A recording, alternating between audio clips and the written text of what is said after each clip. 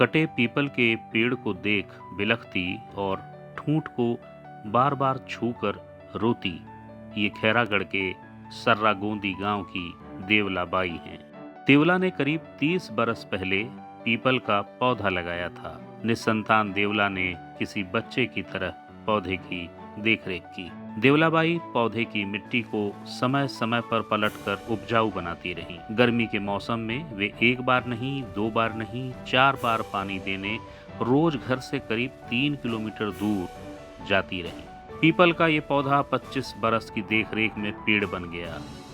देवला के लिए वो बस पेड़ नहीं, उनका बेटा था। 90 बरस की देवला के बच्चे नहीं थे, लेकिन पूरा गांव जानता था वो पीपल का पेड़ उनका बेटा है।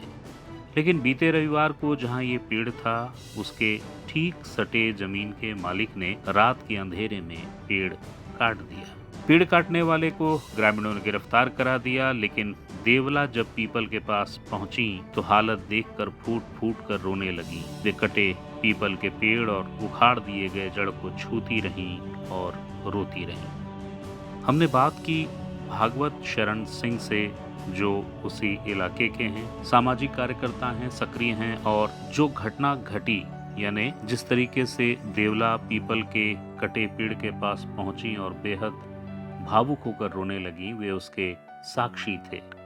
उन्होंने बताया कि देवला और उस पेड़ का रिश्ता क्या था। मामला हुआ है, पीपल का एक पेड़ कटा, किसी बुजुर्गवार निसंतान महिला ने जो करीब 90 साल की थी, उन्होंने पेड़ लगाया और रोते जी, हुए उनके वीडियो आए, आपके फेसबुक पे भी है। जी, जी। आप थोड़ा संक्षेप में बता सकेंगे प्लीज, क्या है मसला? बिल्कुल, ये क्या है कि खैरागढ़ से 2-3 किलोमीटर दूर सर्रा गोंदी एक गांव है और वहीं की निवासी है ये देवलाबाई पटेल, उनका नाम है उन महिला का। और देवलाबाई पटेल जो है मूल रूप से सब्जी बेचने का काम करती हैं। तो 25 साल पहले, चूंकि वो निसंतान थी, उनका कोई बच्चा नहीं था, तो सब्जी बेचने के लिए वो खैरागढ़ आने से पहले उन्होंने वहां पे एक पीपल का पेड़ पौधा रोपा था। और वो घर से निकलती थी और एक लोटा पानी लेकर के अपने साथ आती थी और उस पीपल के पेड़ में वो उस पानी को डालती थी। तो लगातार 25 साल से वो पानी डाल रही थी। बीच में क्या हुआ कि वहां पे वो जो पीपल का पेड़ है वो घास जमीन में है, गांव की घास जमीन पे।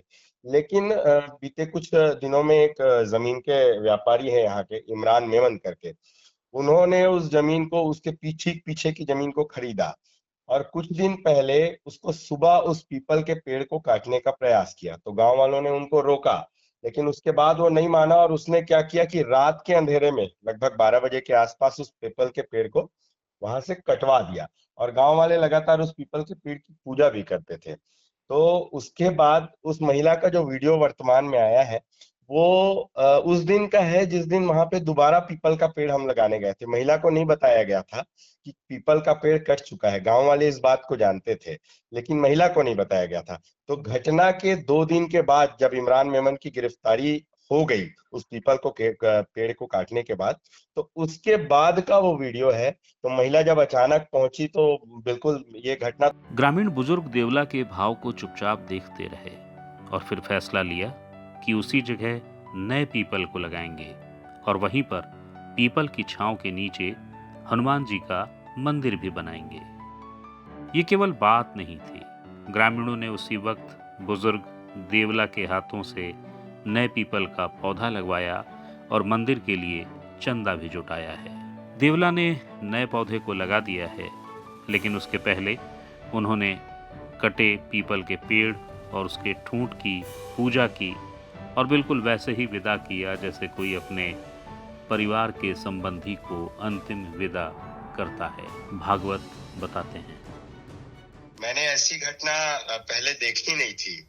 बाइक में उनको गांव का जो कोटवार है वो उनको लेकर के पहुंचा और वहां पहुंचने के बाद उनको बताया कि वो पीपल के पेड़ कट गए माँ, अब तोला दूसरा लगाना है। तो जब वो देखी तो बिल्कुल, मतलब मैं बता नहीं सकता कि वो रोते हुए, और वो वीडियो आपने देखा होगा, एक तरफ हम लोग नया पौधा लगाने की तैयारी कर रहे थे और जब वहां वो जो जैसे कोई परिवार का कोई व्यक्ति खत्म हो गया हो और जो एक पीड़ा का भाव रहता है, वो पीड़ा का भाव उस महिला के हृदय में था उतने समय का। मैं बिल्कुल, आप मेरी बात ठीक से समझ पा रहे होंगे कि उस समय की स्थिति क्या रही हो। जिस छत्तीसगढ़ में हसदेव अरण्य जैसे घने जंगल कट जा रहे हों, उद्योग की भेंट चढ़ जा रहे हों, सरकार के लिए विकास के पैमाने का मतलब सिर्फ उद्योग है, जहां पे सरकार नहीं जानना समझना चाहती कि पेड़, जंगल, आदिवासी, वनवासी और इनके बीच का तादात्म्य क्या है, जंगल से आदिवासी का